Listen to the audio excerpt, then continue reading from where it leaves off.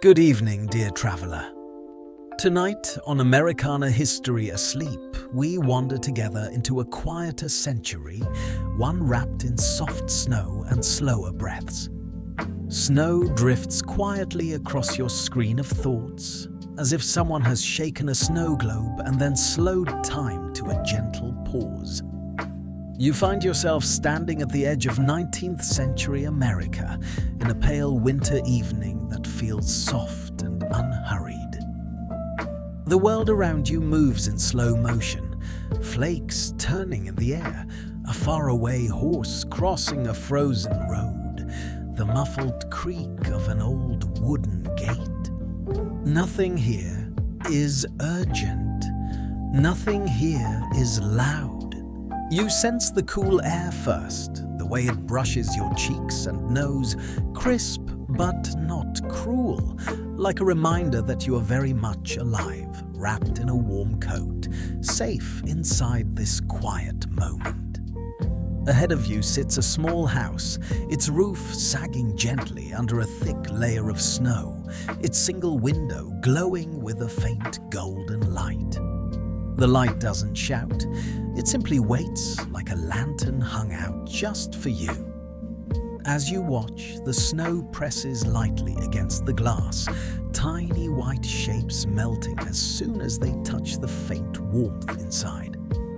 Behind the house, a line of bare trees rises into the sky like dark pencil strokes. The sky itself is a deep winter blue, the kind that makes each breath feel a little slower, a little deeper. Somewhere in the distance, a dog barks once, then disappears back into the stillness. Here, in this quiet winter landscape, Christmas is not a burst of color or sound. It is a careful unfolding, as gentle as turning the page of an old book. In this century, Christmas does not yet command the entire country.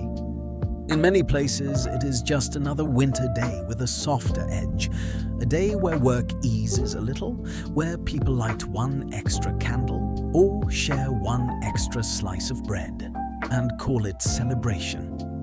You begin to walk toward the small house. The snow under your boots has that dry, powdery sound, a tiny crunch with every step, like sugar over packed earth. With each footfall, the noise of your own modern life drifts a little farther away. Deadlines, notifications, unfinished lists. They stay behind you, somewhere in a different century, in a different kind of light. Here, there is only your breath, the snow, and the steady pull of that golden window.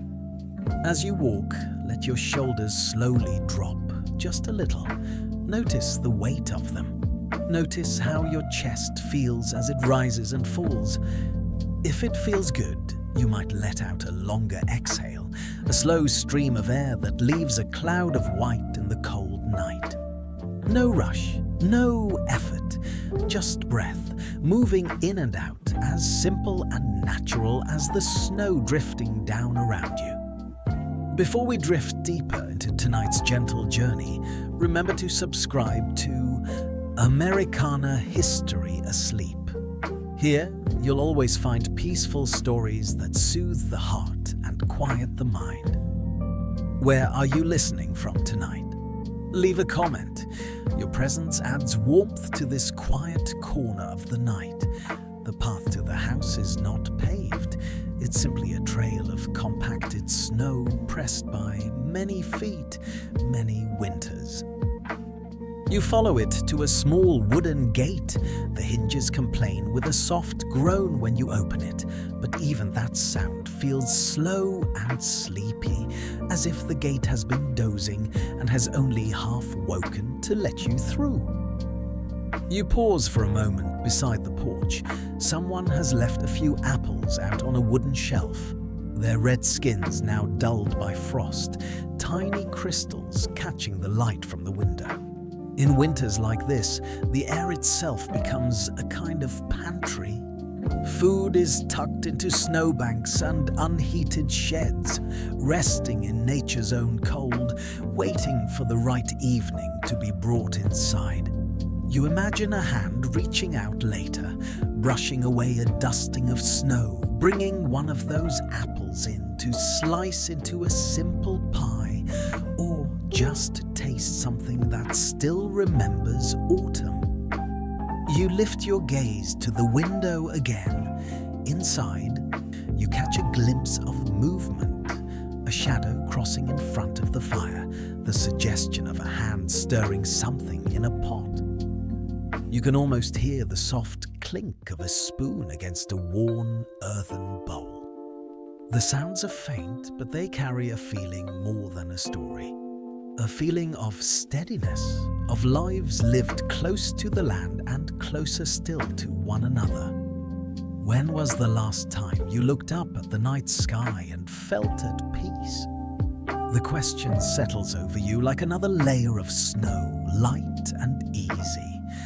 Perhaps it was a warm night in your own town, standing in a parking lot after work.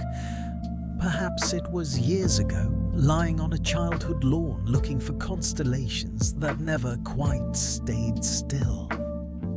Or perhaps it has been a long time, and that's why you're here now, to borrow a little of this quiet sky. To remember how it feels to be small in a way that is comforting, not frightening. If you like, you can imagine the sky above you right now. See it stretching out over 19th century America, over forests and rivers and small towns where lamps are just being lit. There are no streetlights to wash away the stars. Each farmhouse, each cabin, each narrow city street glows from just a few windows. The rest is dark, gentle darkness, full of breath and snow and sleep. You step up onto the porch. The boards give a soft sigh under your weight, the sound of old wood remembering many winters. For a moment, you simply stand there, between the cold and the warmth, between the world you came from and the quieter one you are about to enter. You feel the chill on your cheeks, the tingling in your fingers, the comfortable heaviness of your own body. Then, very slowly, you reach for the door. As your hand touches the worn wooden latch, the world seems to hold its breath with you. Snow continues to fall, but more slowly. The distant dog has settled. Somewhere far off, a horse's hoofbeats fade into silence. You are exactly where you need to be, at the threshold of a story that doesn't ask you to solve anything or fix anything, only to listen and to rest. You press the latch down, and the door swings inward with a long, low creak, welcoming you into the soft, flickering heart of Christmas in 1800s America. Warmth curls toward you as you step inside, not in a rush, but in small, steady waves. It takes a moment for your eyes to adjust from the blue-white snow to the amber glow of the room. Shadows lean gently along the walls, stretching and softening as the fire in the hearth shifts and sighs. The air smells of wood smoke, a little of wool and something faintly sweet. Perhaps dried apples warming in a pan, or beeswax softening near the flame. The front door closes behind you with a soft thump, and the sounds of the outside world fall away as if someone has folded a quilt over them. You feel the difference immediately. Outside, the cold threaded every breath.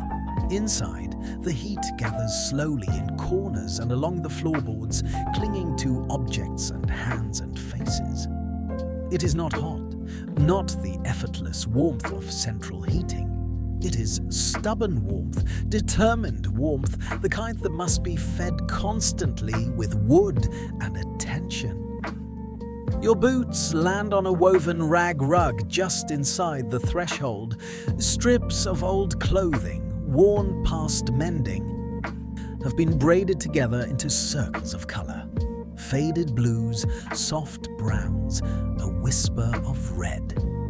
You glance down and imagine all the stories those fabrics once held.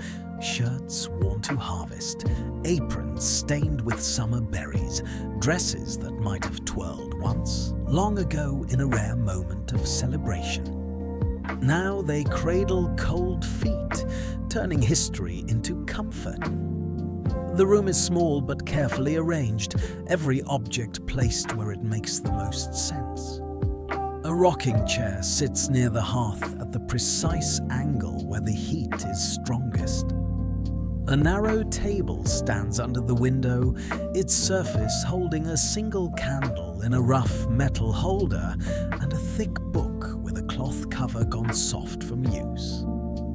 A coat hangs on a peg near the door, shoulders sagging as if it too has worked hard today and is grateful to rest. You move closer to the fire. The flames are modest but alive, their light flickering across the floorboards in slow golden ripples. You notice how the fire never truly sleeps here. Even at night, even on days that are not holidays, someone in this house must coax embers into life, must feed the small, hungry mouth of the hearth. It is heat, but also safety, but also mood. Without it, the room would be dark and bitterly cold. With it, everything feels just a little softer. You lower yourself onto a small wooden bench. The surface is smooth and cool under your hands, but as you sit, you feel it take your weight gently, as though countless others have sat here before you to warm their fingers and toes. The bench gives a tiny creak in reply, a familiar sound that belongs to this house as much as the smell of smoke and the glow of the fire. From the next room, you hear the murmur of quiet voices, a woman humming as she works, the soft clatter of crockery, maybe the faint giggle of a child trying to be quiet and only half succeeding. There is no rush in these sounds, no frantic clanging or raised voices, only the steady rhythm of people moving through the small tasks that keep their world whole. On the table by the window, the candle flickers. You rise and walk toward it, watching the way its flame bends when you pass. The candle is made of beeswax, its sides a little uneven, drips frozen in place like tiny golden waterfalls. You lean closer and catch a hint of sweetness in its scent, a soft reminder of summer fields full of clover, of bees moving from flower to flower with patient purpose, never rushing, never wasting energy. You rest your fingertips lightly on the book beside the candle. The cloth cover is frayed at the edges, the corners rounded from many thumbs. Perhaps it is a Bible, or a book of sermons, or a small collection of poems that someone treasures more than they would ever say out loud. In a time when books are expensive and rare, each page is read again and again, words sinking deeper with each winter. You imagine a night not so different from this one. A mother sitting by the fire, the same candle burning low, the same book open on her lap. A child leans close, hands wrapped around a warm mug, eyes heavy but bright with curiosity. The mother reads, her voice slow and even, each word a small light in the dark. Outside, the wind rattles at the window frame, but inside, the story holds the night together. As you stand by the table, you notice something else. A small branch of evergreen tucked into a simple pottery cup on the sill. The needles are a deep, quiet green, touched at the tips with frost that has just begun to melt. Even a single branch like this can change the feeling of a room. It carries the forest into the house, whispering promises of spring, of continuity, of life that persists even when everything seems bare. You reach out and gently brush the tips of the needles. They prick your fingertips just enough to be real, a tiny contrast to the softness of the candlelight and the worn cloth of the book. For families in this century, such greenery is both decoration and reassurance, a sign that the world beyond the walls is still awake, still breathing, still waiting to turn green again. You take a slow breath in, letting the scent of smoke, beeswax, and pine mingle with the rhythm of your own lungs. On the exhale, you allow a little more tension to leave your body. If your jaw has been clenched without you noticing, you can let it soften now.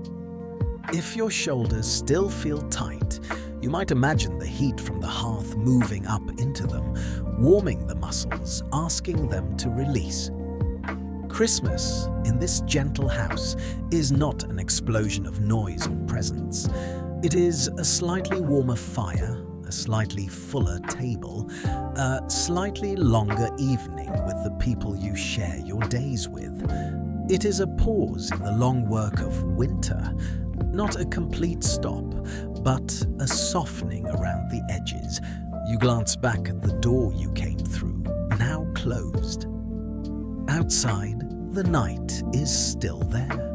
All that snow and silence and distance. But here, inside this first hearth, you are held in a circle of light and warmth, invited to sit for as long as you need, to watch the flames, to listen to the house breathe, and to let your own thoughts slow to the pace of the century.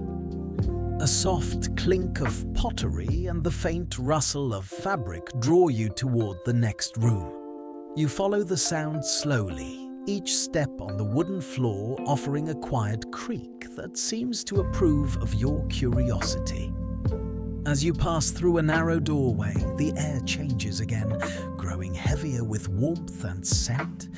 You've entered the winter kitchen, the beating, simmering heart of the house. Here, the fire is not just for warmth. It is a partner in every meal, every loaf of bread, every pot of stew that carries a family through days of frost.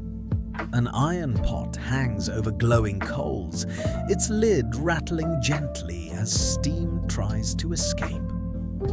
A second pan rests to one side, where the heat is milder, holding what smells like dried apples, stretching themselves back into softness in a bath of spiced water. The table in the center of the room is dusted with flour like a light snowfall that never melts. A woman stands at one end, sleeves rolled up, hands deep in dough. Her motions are slow and practiced. Push, fold, turn, push, fold, turn. Each movement is steady, unhurried, the rhythm as familiar to her muscles as breathing. The dough squeaks faintly under her palms, a small, reassuring sound that promises bread will come, as it always has. You watch her for a while. There is something calming about repetition done with care. The dough changes under her fingers, from rough to smooth, from sticky to elastic. It's a quiet transformation, easily overlooked and yet profoundly important. In a world without factories making bread at a distance, this is how comfort is made, at a wooden table by hand with patience. On a nearby shelf, glass jars line up in a simple parade. Inside them, summer rests in suspended time. Pickled cabbage glowing a soft pink, beans and peas waiting in clear brine, slices of peaches and berries dried into wrinkles but still carrying the memory of sun. Each jar represents hours of work that happened long before this snowy night. Chopping, salting, boiling, drying, sealing. Each jar is also a promise made by a younger version of this family to their future winter selves. We will take care of you. We are already thinking ahead. You run your fingertips along one jar, feeling the faint stickiness at the rim where syrup once spilled over. The woman glances up and gives you a small, knowing smile, as if to say, "Yes, this is our treasure." It may not glitter, but it glows in its own way. A child sits at the far corner of the table, legs swinging above the floor. In small, careful motions, they peel potatoes, turning them slowly in their hands as a long ribbon of skin curls onto the wooden surface. The child's tongue peeks out when the knife reaches a tricky curve, concentration furrowed into a tiny brow. This is not busy work given to keep small hands out of trouble. This is contribution. This is another pair of hands helping the day move forward. The child looks up at you for a moment, eyes bright, cheeks pink from the warmth of the stove and the cold of earlier errands. There is pride in that gaze, a quiet joy in being needed. On the stove, another pot simmers. Beans, perhaps, or root vegetables cut into thick, sturdy pieces. Steam rises, fogging a patch of the nearby window. Beyond the glass, the world is white and still. Inside, the air is fragrant with onion, herbs, and the faint tang of vinegar from a jar that has just been opened. You can almost feel your own stomach respond, not with hunger exactly, but with a kind of remembered comfort. The way a simple, warm meal feels on a cold evening, no matter the century. In this house, Christmas does not mean an endless table overflowing with delicacies that will be half forgotten tomorrow. It means a little more than usual. A spoonful of sugar stirred into the apples, a knob of butter kept all week for this bread, a pinch of precious spices grated over a small custard, the nutmeg scent rising into the air like a quiet celebration. The woman wipes her hands on her apron, then reaches for a small wooden box. Inside, wrapped in a scrap of cloth, is a lump of dark molasses sugar. She cuts off a thin piece, watching it crumble slightly, and drops it into a pot. As it melts, its aroma deepens the room, adding a note that feels both smoky and sweet, like a memory of warm evenings long past. She glances toward you again, as if to say, "This is our luxury. We may not have much, but we have something sweet on our tongues tonight." Take a slow breath in now if you'd like, and imagine that you can smell everything in this room. The bread dough, the apple, the beans, the hint of spice, the ever-present smoke. Let your lungs fill gently. On the exhale, notice if any part of your body feels a little heavier, a little closer to rest. There is no need to change your breath or force it. Just let it happen. The way the stew bubbles, the way the dough rises, the way snow falls without hurry. A small kettle sits near the coals, humming quietly. The woman lifts it with a practiced hand and pours hot water into a simple mug where dried leaves wait at the bottom. The scent of mint or chamomile rises as the leaves unfurl, and suddenly the kitchen holds another sort of warmth meant to soothe, to calm, to soften the edges of the day. In this century, tea is not endless. It is a treat tucked carefully into tins and jars, measured out on evenings that feel like they deserve a little extra gentleness. Tonight is one of those evenings. The child has finished peeling the potatoes and looks to the woman for approval. She nods, ruffles their hair with a flowery hand, and gestures toward the pot. Together they slide the peeled potatoes into the steaming water, a small splash, a brief hiss, and then the rhythm returns, stirring, kneading, tasting. In a corner of the room, a pair of boots stands to dry, their leather darkened by melted snow. Beneath them, a small puddle gathers, reflecting the flicker of firelight in its rippling surface. You follow the reflection upward, the glow on the boots, the warmth on the wooden wall, the soft shadows on the ceiling. Everything is touched gently by the same light. In a modern kitchen, gadgets might whir and timers might beep. Here, the timer is the change in the smell of the stew, the slightly different sound of the simmer, the way dough feels under a hand that has known winter after winter. Nothing is automated, everything is felt. Warmth becomes something close to love here. Not loud or dramatic, but steady. A pot kept from boiling too hard. A slice of bread cut just a little thicker for someone who worked outdoors all day. An extra sprinkle of spice for a child who has been waiting all week. You sit again, letting the scene wash over you. The clink of a spoon, the hush of fabric, the tiny, contented sigh of the kettle. Your own breath joins the rhythm, one more quiet sound in a room full of small, important noises. If you've carried any worries into this story with you, you don't have to push them away. You can simply set them on a shelf in your imagination for now, as neatly as the jars line the wall. They will still be there later if you need them. But tonight, for a little while, you are invited to sit in this winter kitchen and let someone else stir the pot, stoke the fire, and keep watch while you rest.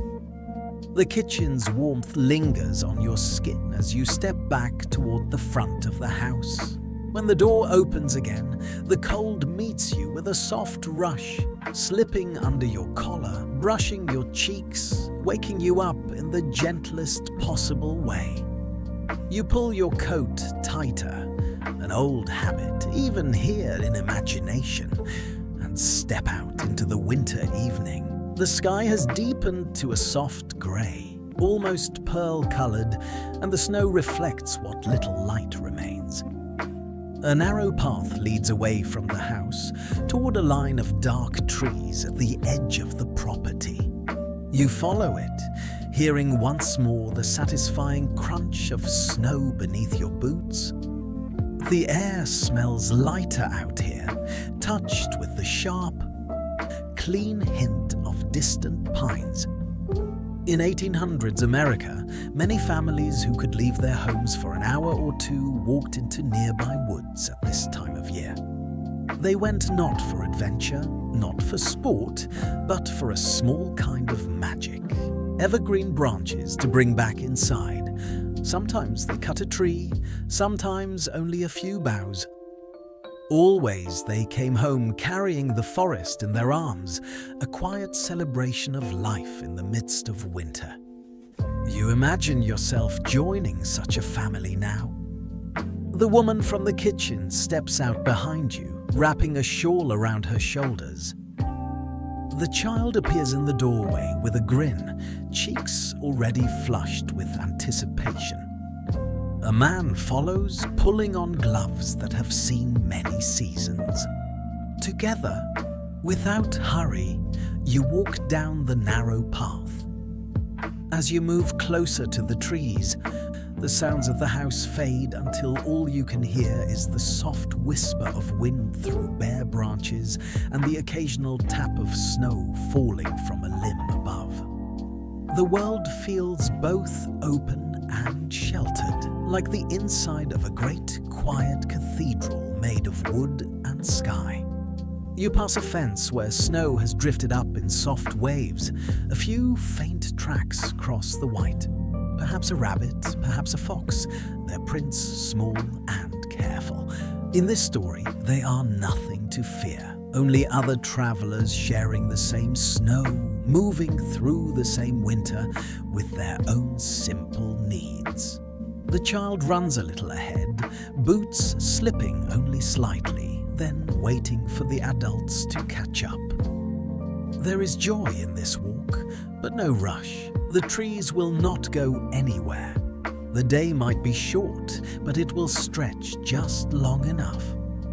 When you reach the edge of the woods, the air changes again. It grows stiller, quieter, as if the branches are cupping the sky in their hands. Tall pines and spruces rise around you, their needles tipped with white, their trunks dark and steady. The ground is softer here, the snow broken by roots and fallen twigs. You step between the trees and feel the forest's embrace. The scent of evergreen is stronger now, resin and earth and cold all braided together. You breathe it in, slow and full, and let it slip out again in an easy sigh. Together, you and the family begin to look for just the right tree.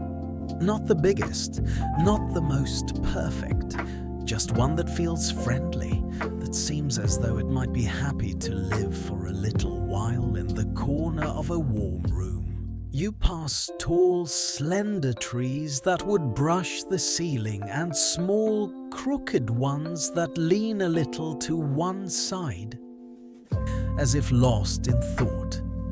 Finally, you stop in front of a modest tree, sturdy and full, with branches reaching outward as though already ready for cranberries and bits of ribbon. The child whispers that this one looks like it has been waiting for you. The adults chuckle softly, and you find yourself agreeing. There is something gently inviting about its shape, its size, the way it stands between two larger trees like a quiet friend. The man steps forward, resting a hand briefly on the trunk, acknowledging the tree before he lifts his small axe. You stand back a little, listening as he begins to work. The sound of metal meeting wood echoes through the stillness, a deep, measured thud followed by the soft rustle of branches shaking free of snow. Chop, pause, breath, chop, pause, breath. The rhythm is calm, unhurried, almost meditative. Soon, the trunk yields and the tree leans, then settles down into the snow with a gentle sigh, branches spreading like a blanket. No one cheers, no one rushes. Instead, there is a moment of quiet appreciation for the tree, for the forest, for the chance to bring some green into a winter house. You help lift the tree onto a small wooden sled. Its weight is real, solid and reassuring, like the weight of a well-made quilt. As you begin to pull the sled back toward the house, the branches brush against your coat, leaving tiny needles behind. The scent of pine is suddenly all around you, filling the air between your breaths. As you walk, you might notice how your own thoughts move at the same pace, not racing, not jumping from one worry to the next, but gliding slowly like the sled over the snow. This is the gentle journey of a sleep story, each scene a step, each step another chance to soften. Somewhere along the path, the child begins to talk about decorations. Not about boxes pulled from an attic, not about glittering plastic, but about things that already live in the house. Strings of popcorn carefully threaded with a needle, berries gathered and dried, cookies that can hang from branches before being eaten. Maybe, if there is sugar to spare, a light dusting over the tree itself. Egg white brushed onto the tips of needles, then sprinkled with sugar so it sparkles softly in lamplight like its own little snow. There is no electric light waiting back at the house, no switches to flip. When this tree stands in the corner, its green against the rough wooden wall. It will be lit by fire and candles, their reflections dancing on tin ornaments or bits of polished scrap metal cut into stars and hearts. It is simple, it is careful, it is, in its own way, magical. By the time you reach the yard again, the sky has shifted toward evening, the grey deepening into blue. Smoke rises from the chimney in a steady column, as if the house itself is breathing, exhaling warmth into the cold air. You pull the sled to the door and feel that little pull in your chest that often comes with homecoming, the sense of entering a place where you are expected and accepted, where your footsteps mean something. Inside, the room will make space for the tree. A chair will be moved, a table pushed a little closer to the wall. The family will straighten the branches and tuck the trunk into a simple stand or a bucket filled with stones. Over the next hour or two, the empty branches will slowly fill with small handmade brightness. A ribbon here, a cookie there, a dried orange slice that still carries a ghost of its citrus scent. For now, though, you stand for a moment on the threshold, the tree at your side, the forest at your back, the house in front of you.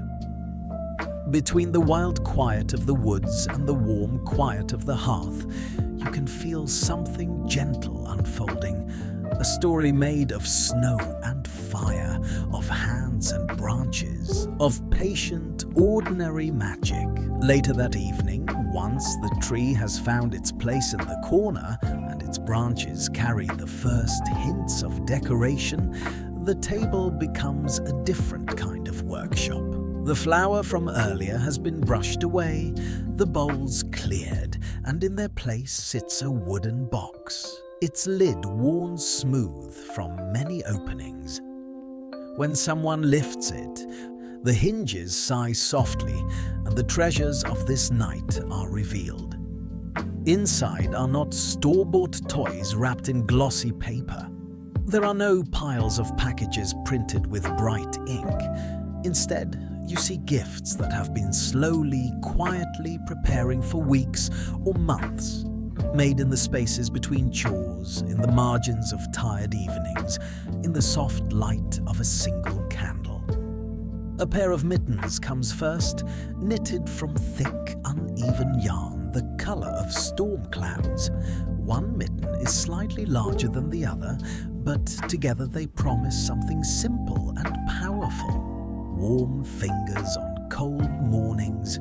You run a thumb over their surface and feel the texture of every stitch, the slight imperfections that prove a real hand made them, not a machine.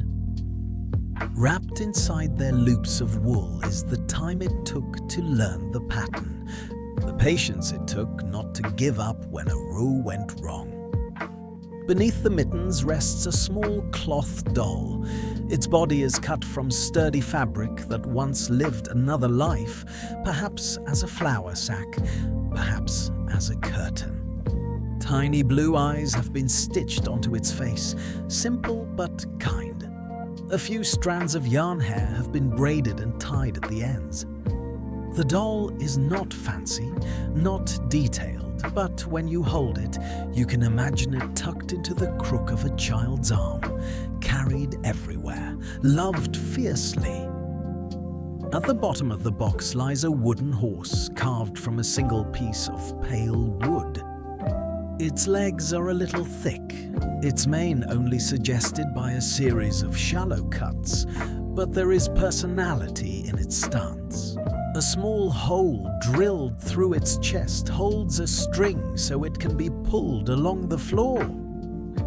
You can almost hear the future sound of it clattering over the boards, wheels made from slices of branch rolling with uneven cheer. Scattered between these larger gifts are smaller ones, a pouch sewn from leftover fabric filled with smooth stones polished in a river long ago. A tiny sachet stuffed with dried lavender or mint, meant to rest under a pillow and lend its scent to sleep.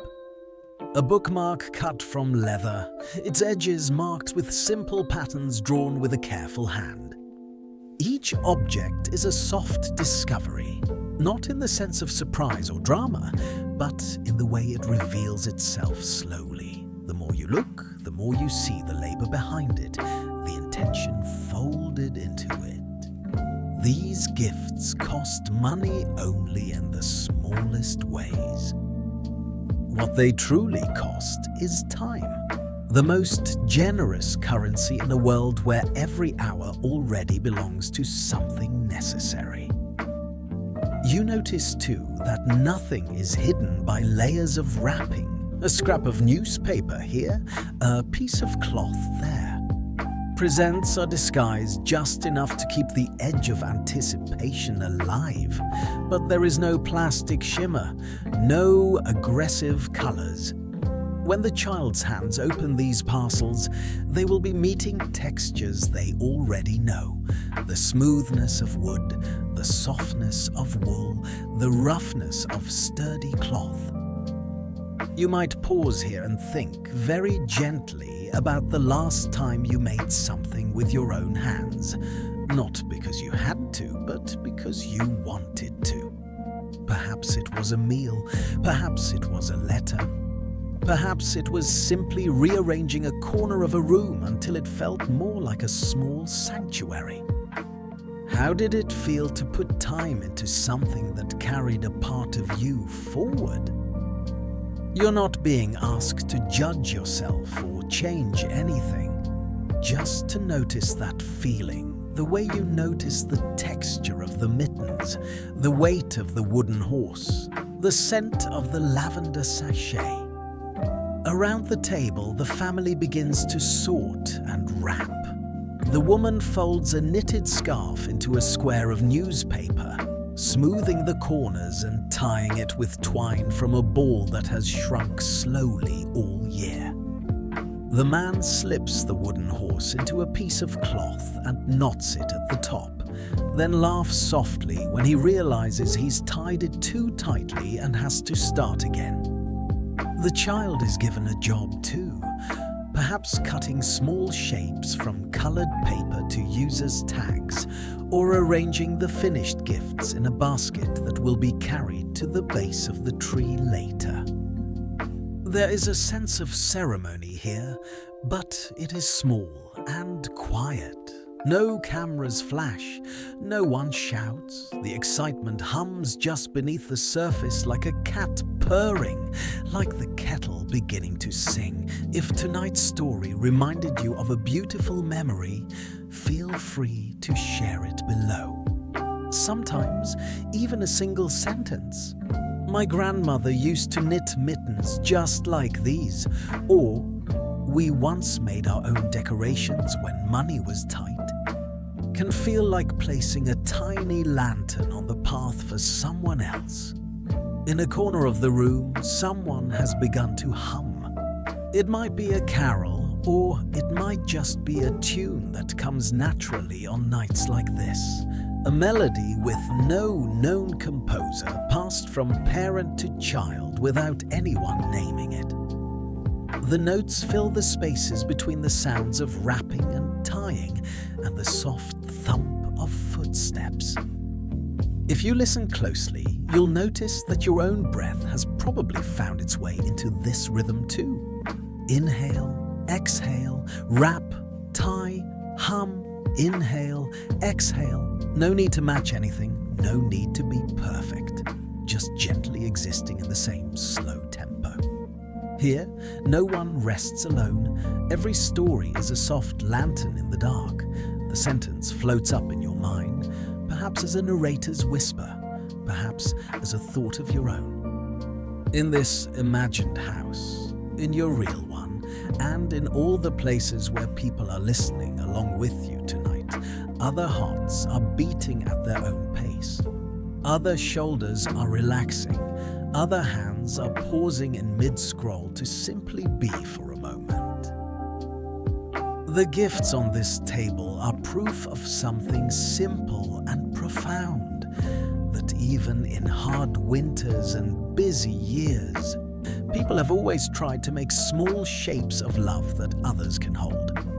A doll, a horse, a sachet, a pair of mittens, a story whispered softly into the dark. You watch as the last piece of twine is tied, the last scrap of cloth smoothed flat.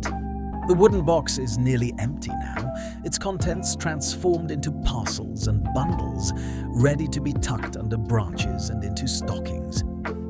The room, too, feels both emptier and fuller at once, less cluttered, more complete. Soon the family will carry these gifts to the tree, perhaps by lamplight, perhaps in the final glow of the fire. But for now, you stay a moment longer at the table, letting your eyes rest on the simple objects, letting your mind rest on the idea that enough can look very quiet, very small, and still feel like abundance. Night has settled in fully now. The window panes reflect the room more than the yard beyond, making the house feel like its own small universe floating in the dark. But this is a night when doors do not stay closed for long. Soon, the sound of boots on the porch and hands on the latch announces what many families in 19th century America cherished during the holidays: company. The first knock is soft, almost hesitant, as if the visitor is respectful of the hour. The door opens, and a swirl of cold air follows a neighbor inside. They stamp snow from their boots, apologize for bringing in the chill, and then laugh as they are pulled into the warmth of the room. Another knock follows, and another, until a small cluster of neighbors has gathered, shedding shawls and mittens, faces brightened by the contrast of outside and in. Chairs are pulled closer to the hearth. An extra bench appears as if from nowhere, and a few people sit happily on the floor, backs against the wall, hands wrapped around mugs of warm cider or milk. The room, which seemed full enough with one family, now feels pleasantly crowded, in the way a heart can feel, pleasantly crowded by memories. The fiddle that leaned in the corner all afternoon is brought forward now. Its wood has been gently warmed by the fire, and when someone takes it up, the instrument seems eager to sing. The first notes are careful, a little tentative, as fingers find their place on the strings. Then the melody lengthens, softens, and spreads through the room like rising steam. This is not a concert, not a performance to be judged. It is shared sound, stitched into the night. Some people listen with eyes closed, letting the tune wash over them. Others watch the player's hands, admiring the practice that lives in every slide and every bowstroke. A child sways unconsciously, rocking back and forth like a branch in a gentle wind. Between songs, the room fills with low conversation. Neighbors trade small news. Who needed help with a stubborn gate? Which cow surprised everyone by giving more milk than expected? What the weather did last week and what it might try next. In an age before messages can cross a town in seconds, these evenings are how people keep track of one another's lives. Someone proposes a simple game, the kind that needs nothing but imagination and a bit of courage. Perhaps it's a game of riddles, or a memory game where objects are placed on a tray then hidden under a cloth. Maybe it's a gentle version of charades, with people trying to act out snowstorm or baking bread without bumping into furniture. The laughter that follows is never unkind. It's the sort of laughter that rounds sharp edges off the day that says, "We see you, we're glad you're here," even when someone trips over their own feet or guesses the answer wildly wrong. For a little while, the burden of the season, cold, short days, long chores, feels lighter, carried together. You can imagine yourself in one of those chairs, perhaps with a mug resting warm between your hands. The handle presses gently into your fingers, the steam fogs your face, and the sound of the fiddle, the murmur of voices all blend into one soft blur. If your mind tries to wander back to tasks waiting in your own life, you can let it drift, then gently bring it back to the crackle of the fire, the glow on the wooden floor, the smile of a neighbor telling a mild, well-worn joke. Here, on nights like this, the line between host and guest fades. Someone else takes a turn pouring cider. A neighbor tidies the table without being asked. A child falls asleep with their head on the wrong parent's lap, and no one corrects it until the last possible moment. The house itself seems to enjoy being this full, its beams holding the warmth and sound the way cupped hands hold water. When the fiddle falls silent for a moment, someone else speaks up.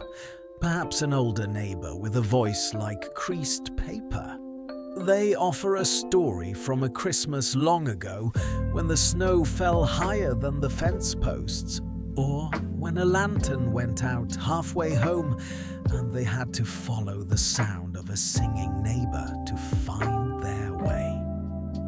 The story is told not to frighten or impress, but to share the simple fact that winters come and go and people find ways through them together. If this story brought you calm, leave a gentle comment for yourself. A line like, "I made it through another year," or "Tonight, I let myself rest," can be a quiet gift you'll find again when you return. As the evening stretches on, the energy in the room slowly lowers, like a lamp being turned down wick by wick. Laughter becomes softer, stories shorter. Children who insisted they were not tired begin to slump against shoulders and curl up on rugs. Even the adults' voices grow slower, words spaced farther apart, as though each sentence needs a little more time to cross the room. The fiddle is lifted once more, but now the tune is different. It is slower, more like a lullaby walking gently down a quiet road. The notes don't jump or dance, they step one after the other in a pattern that feels inevitable and comforting. You might feel your own body respond to this change, your breathing sinking to the new rhythm, your muscles loosening another degree. When the last note fades, it doesn't quite leave. It lingers in the air the way the smell of cider does, the way warmth lingers in the stones of the hearth. The neighbors begin to rise, gathering their scarves and coats, wrapping themselves back up in layers of wool and habit. Goodbyes are said in low voices with promises to visit again soon, with hands squeezed and shoulders touched. One by one, they step back into the snow-bright night, their figures swallowed slowly by the dark. For a moment, the house feels almost too quiet in their absence, like a sea after the tide has gone out. But then you hear the familiar sounds resume, the house settling, the fire shifting, a chair being moved back to its usual place. Here, in this soft century, community is not a performance or a feed to scroll through. It is a series of nights like this one, chairs pulled close, mugs shared, songs hummed. It is the gentle knowledge that if the winter is long, you're not facing it entirely alone. Not every home in 19th century America sits near a cluster of neighbors. Some stand alone at the edge of forest and field, their windows the only points of light for miles. Your journey drifts now, as dreams do, from the warm hum of a crowded room to the quiet hum of the open land. Imagine walking once more through snow. This time along a narrower track that winds between low, rolling hills. The sky feels closer here, the stars brighter where clouds have parted. The air is colder too, a cleaner, sharper cold that brushes your eyelashes and turns each breath into a soft plume. Ahead, you see a single cabin, its log walls dark against the snow, its chimney drawing a thin line of smoke into the sky. One window shows a small, steady glow. It is not bright, not dazzling, but it is enough to say, someone is here. Someone is awake. You step onto the creaking porch and tap gently on the door. It opens to reveal a room much smaller than the house you left, but the feeling inside it is strangely familiar. A fire burns low in the hearth, its light drawing a soft circle on the floor. A pot hangs above the coals, steam curling from its rim. Shelves line the walls, holding jars and sacks and folded quilts. Everything seems to be doing at least two jobs. A chair is also a clothes rack, a trunk is also a table. A man sits near the fire, a small knife in his hand, whittling a piece of wood into a shape that only he can see clearly yet. A woman moves calmly between hearth and table, stirring the pot, adjusting a shawl over the back of a chair, checking a drying line where an extra pair of socks hangs above the warmth. A child sits on the floor, tracing patterns in the wood grain with one finger, humming tunelessly. The air in the cabin is scented with pine, smoke, and something simple cooking, perhaps dried peas, perhaps a bit of salted meat. There is no noise from the road outside, no echo of neighbors' voices beyond the wall, and yet the room does not feel empty. It feels like a little boat of light floating on an ocean of snow. You take a seat on a wooden stool and for a moment, simply listen. The fire sounds different here, quieter, as if it knows there are fewer voices to compete with. The knife makes a soft, rasping sound as it moves along the wood. The spoon stirs in the pot with a slow, thoughtful rhythm. These are the sounds that keep a frontier family company. The man glances up from his carving and gives you a nod. He shows you the small figure taking shape in his hands, perhaps a bird, wings folded, or a bear just beginning to stand. It will be a gift, he explains, for the child on the floor, or perhaps for someone who lives a day's ride away, to be delivered when the weather allows. Out here, gifts often make their journey slowly, tucked into pockets or saddlebags, wrapped in cloth instead of paper. The woman ladles soup into simple tin cups, their rims worn smooth. She passes one to you, and when you wrap your hands around it, the heat spreads quickly into your fingers. The soup smells plain but comforting. In a place where every day's work is heavy, gentle food matters. Outside, the wind brushes against the cabin walls, testing them. The logs hold firm. Between them, moss and scraps of cloth have been pressed to keep drafts at bay.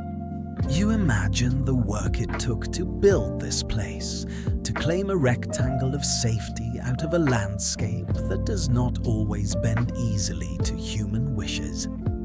Here, Christmas is not a lavish feast or a crowded parlor.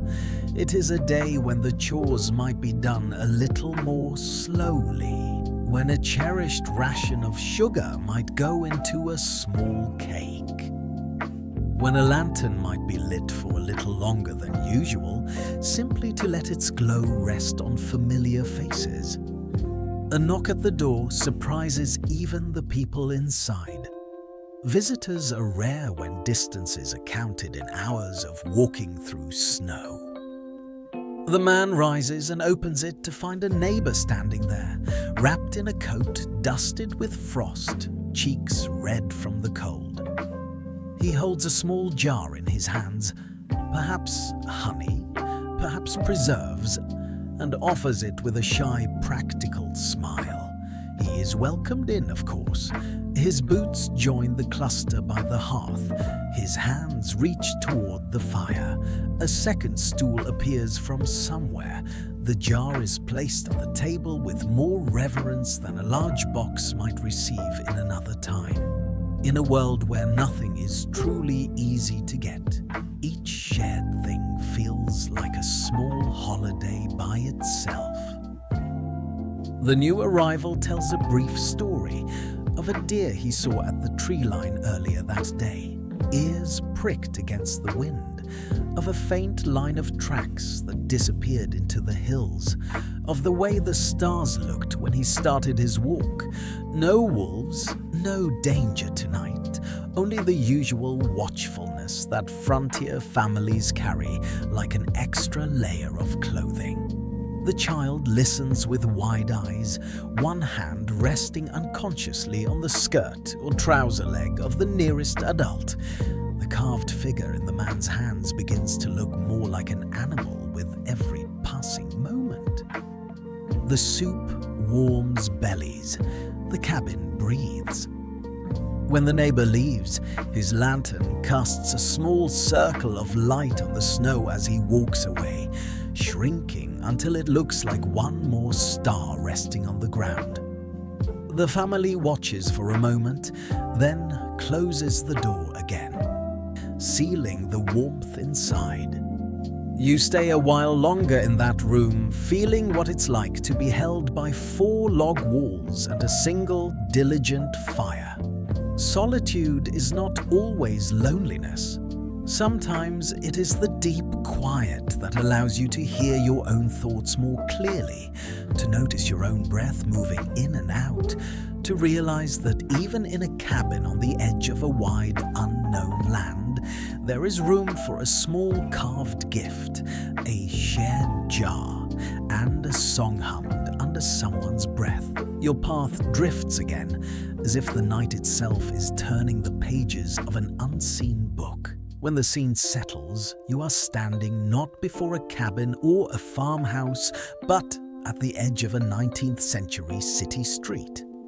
The snow here falls just as softly, but it lands on brick and cobblestone, on rooftops and lampposts, on the shoulders of many more coats. The street is alive, but not frantic. Horses stand patiently in front of small shops, their breaths blooming white in the air. A cart rumbles past, carrying bundles of evergreen branches, their needles leaving a faint trail of scent behind. Shop windows glow with lamplight, glass panes fogged at the corners. Inside, shelves display modest arrangements of tin toys, candles, folded cloth, and perhaps, for those who can afford them, crates of bright oranges brought from warmer places. You walk slowly along the street, your boots clicking lightly on the packed snow.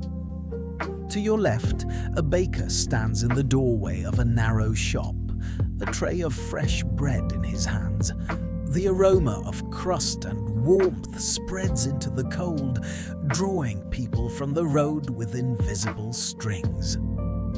For some families, this may be the only loaf, baked especially for the holiday, carried home wrapped in paper, held carefully as if it might vanish if jostled too hard. Farther along, a small stall offers roasted nuts in twisted paper cones. The vendor's gloved hands work quickly, scooping and wrapping, while his voice calls out in a tone that manages to sound both hopeful and resigned. You accept a cone in your imagination, feeling the heat seep through the paper to your fingertips, smelling the mixture of salt and sweetness, a little spice rising like a second breath. Groups of children pass you, their laughter rising and falling like birds in flight. They stop to stare at a shop window where a single wooden train circles a tiny track, or at a string of tin stars that glint faintly in the lamplight. Some of them carry small packages of their own, treasures just purchased or earned. Maybe a stick of peppermint, maybe a pair of wool socks, maybe a small book with more blank space than printing. The city holds many stories, layered in brick and snow. As you walk, you notice differences that are gentle, not sharp. A narrow doorway where only one candle is lit behind thin curtains, and another where many candles and lamps compete with each other to shine.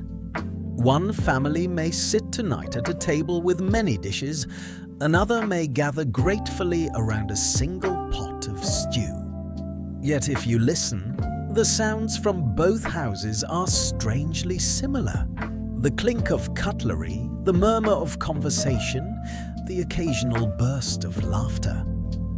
You pass an alley where a group of carolers stands in a small cluster, breath puffing as they sing. Their voices are not professional, not rehearsed to perfection, but they carry the warmth of people who have spent hours together, practicing by lamplight, tripping over verses and starting again. A small tin cup rests at their feet.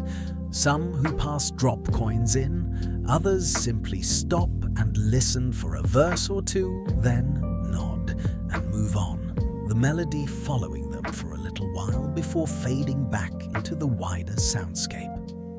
A man leans against a lamppost, selling simple ornaments cut from tin, stars, moons, small snowflakes. Their edges catch the light in a way that promises they will shine on a tree even when the candles are out.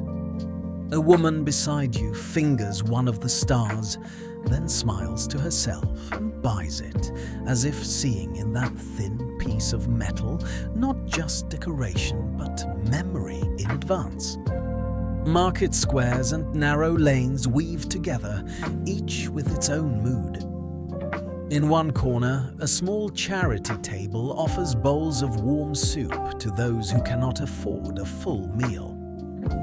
The people who line up there speak quietly, their shoulders a little hunched, not from shame, but from the simple habit of conserving warmth. The volunteers ladle carefully, making sure each bowl is as full as possible. In another street, light spills from a home where music is being played on a piano. The notes float out when the door opens, then are muffled again when it closes. Across from it, a much smaller house holds its own music, hummed by someone washing dishes in a basin, the window too fogged to see through. Different instruments, different rooms, the same instinct to ease the work and the winter with tune and rhythm. You walk on, noticing how the city's energy is not a constant buzz but a series of pulses. A busy corner here, a quiet lane there, a group of friends laughing together under a lamppost. Then, a solitary figure crossing a bridge in peaceful silence, watching the way snow gathers on the railings.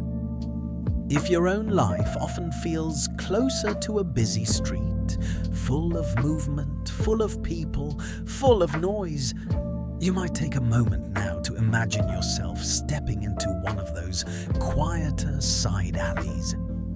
Not to escape forever, just long enough to feel your footsteps slow, to notice the way your breath clouds the air, to hear the gentle sound of snow finding a place to rest. You don't have to do anything with this imagining. You can simply let it exist like a small bench in your mind that you know you can sit on for a minute whenever you need to. As the evening deepens, the city begins to soften. Shops close one by one, their lamps being turned down. The noise of wheels and hooves quiets. Windows become the main source of light. rectangles of gold floating in the blue.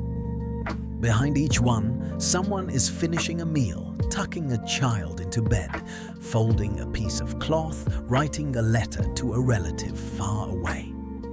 Snow continues to fall, covering footprints and cart tracks, smoothing the day's evidence into a single, peaceful blanket. Somewhere, a final carol ends. Somewhere else, a final plate is dried and stacked. The city exhales, and the night draws its softer curtain. As you keep walking through this imagined 19th century world, the streets and paths begin to feel like threads in a larger tapestry. Each house, each cabin, each neighborhood has its own pattern, its own colors, and yet they all share this same winter sky, this same night, this same quiet drift towards sleep. You find yourself in a part of the city where the accents change as often as the smells from kitchen windows. Here, German families have settled close to one another. Through a lace-edged window, you glimpse a tree glowing with small candles set carefully in holders along its branches. Faces shine in the flickering light as someone hangs a little silvered nut, a string of sweets, a small, fragile glass ornament brought across the ocean and guarded tenderly each year. A few houses down, the singing grows livelier. Irish voices rise together, filling a small room where a round loaf of fruit bread sits on the table. Someone laughs as they slice it, watching closely for the tiny tokens baked inside, symbols that might mean luck in love, or work, or travel in the year to come. It is half play, half wish, and everyone leans in to see who finds what. On another street, Italian neighbors gather around a long table filled with fish and herbs and simple pastries dusted with sugar. Words flow in rich, musical streams, hands moving as much as mouths. Children dip bits of bread into olive oil and listen with wide eyes as a grandfather tells a story from his own childhood, a story of warm nights and different stars, now retold under this new, colder sky. Farther still, in a modest yard behind a small house, a group of people stands around a fire, their breath and the smoke rising together. Their voices join in a slow, deep spiritual, the melody shaped by both sorrow and hope. For many African American families, both free and enslaved, the holidays carry layers of meaning, a rare pause in crushing work, a moment for gathering, a chance to sing songs that remember ancestors as much as they look toward a different future. You listen, humbled, as the song threads its way through the night. Nearby, Scandinavian families hang straw ornaments shaped like stars and animals, their simple lines golden against the dark branches. English families recite familiar verses, placing sprigs of greenery above doorways. A man with Scottish roots reads poetry aloud to a few friends gathered in a small shop, his voice catching now and then on lines that remind him of home. You notice how many of these gatherings include something constant, a flame. Candles in windows, fires in yards, lamps on tables. Each flame does more than push back the dark. It says, "We are here, we remember, we hope." The forms of celebration differ, but the desire to create warmth, literal and emotional, is universal. In this patchwork of customs, you can feel the quiet, ongoing conversation that shapes a nation. Traditions cross streets, cross languages, cross years. A child who grows up watching candles on a tree might one day hang paper ornaments instead. A family that once baked a particular loaf may alter the recipe as ingredients change. Something is kept, something is added, something is let go. The holiday, like the people who celebrate it, is not fixed. It breathes. You might think gently about the traditions in your own life. Some may be old, handed down without question. Others may be new, created simply because one year you decided to try something different and found that it felt right. Some may have faded, not from neglect, but because life pulled you in new directions. Again, there is no need to judge, no need to fix the past or predict the future.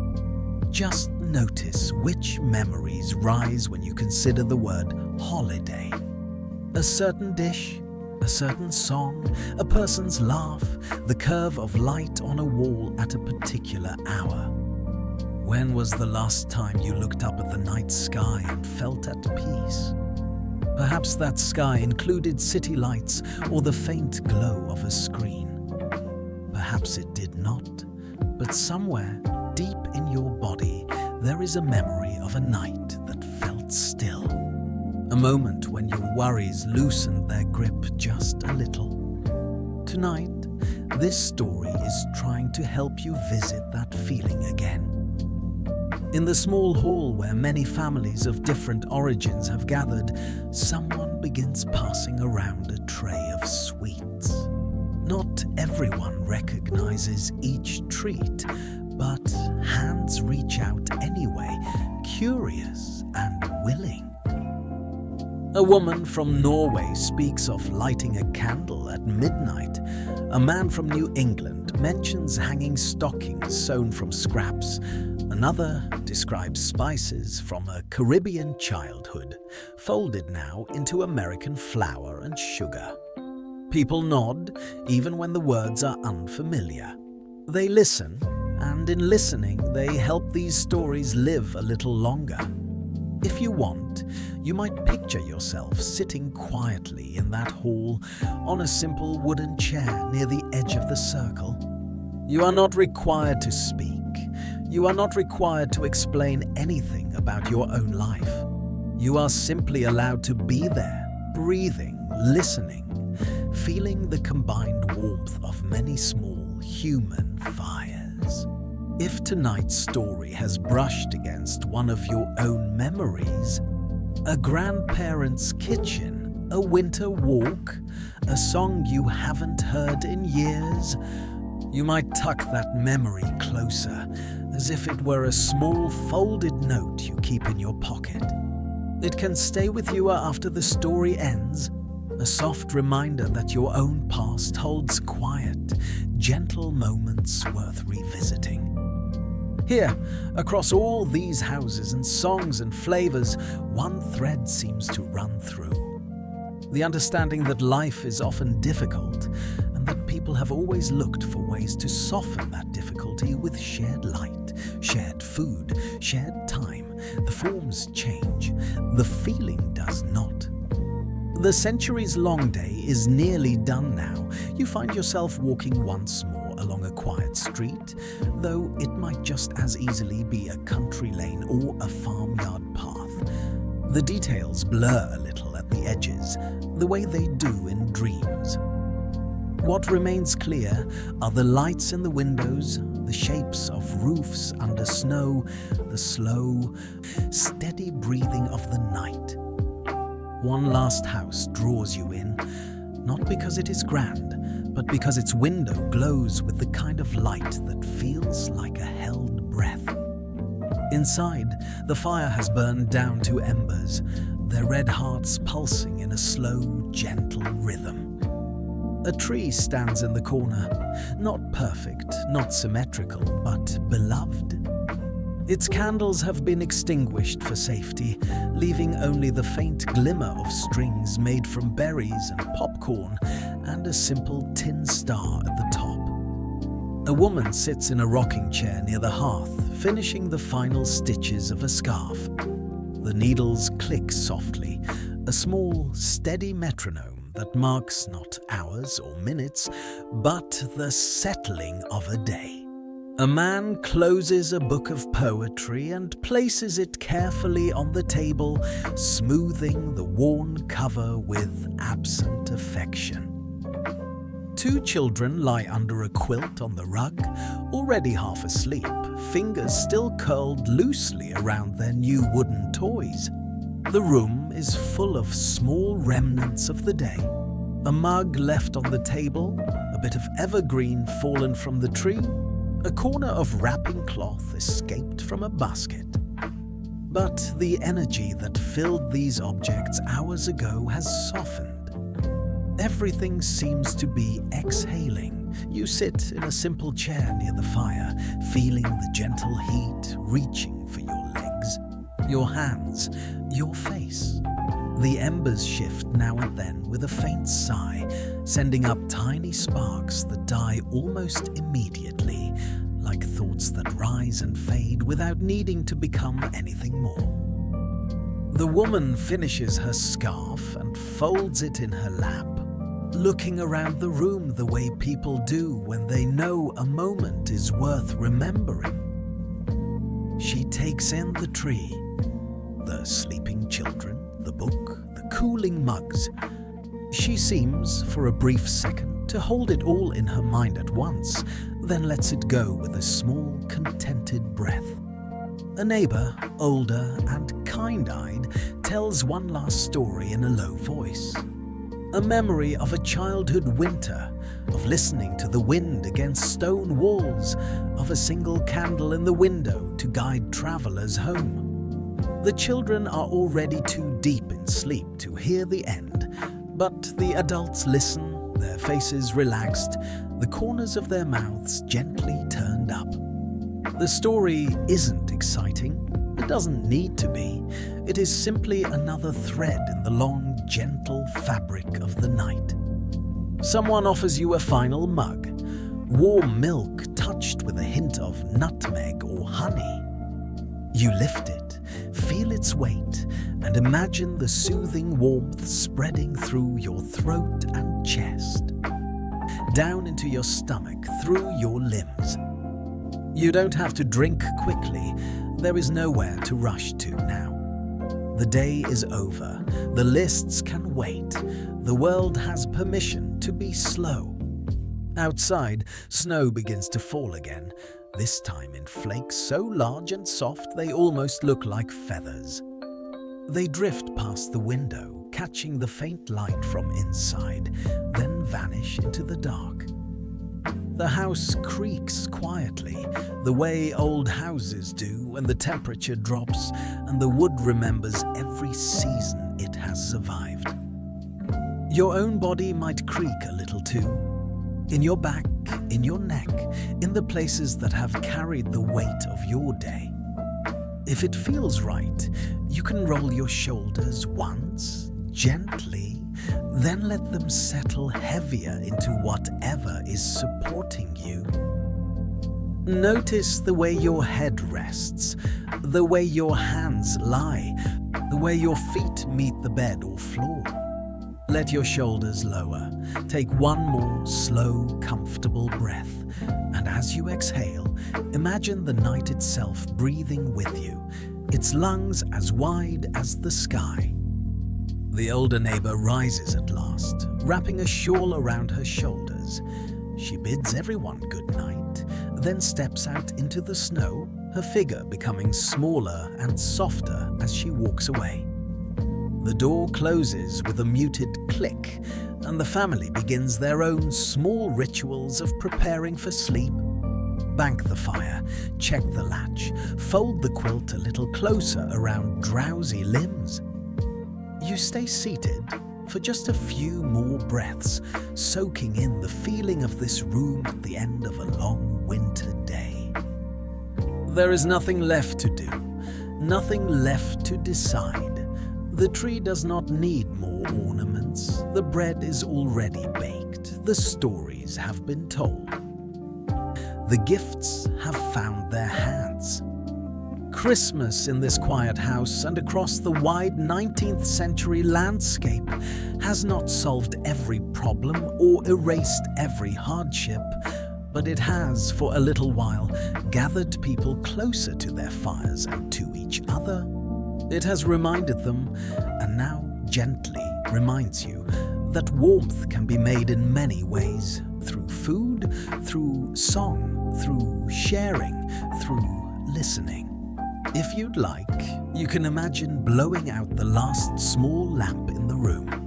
You watch the flame shrink from bright to dim, a tiny point of orange, then vanish with a thread of smoke that curls upward and disappears into the dark. Shadows soften, corners blur, even the room's edges seem to drift away. Before we let this story drift with them, a few soft words for you. If tonight's story brought you even a moment of calm, you might leave a quiet comment for yourself or others. Something like, "I made space to rest," or "I'm learning to be gentle with myself." Don't forget to subscribe for more peaceful nighttime journeys from Americana History Asleep. Here, you'll always have a place to return to when the day feels too loud. Here, no one rests alone. Every story is a soft lantern in the dark. Outside the house, you stand once more under the falling snow. The lights from the windows behind you glow like distant embers, steady and warm. Each one belongs to a family settling into quilts, to a traveler finding an inn, to a solitary person rolling over on a narrow bed and listening to the wind. You feel the cool air on your face, but it is no longer sharp. It is gentle now, like the touch of a hand brushing hair from your forehead. You breathe in slowly.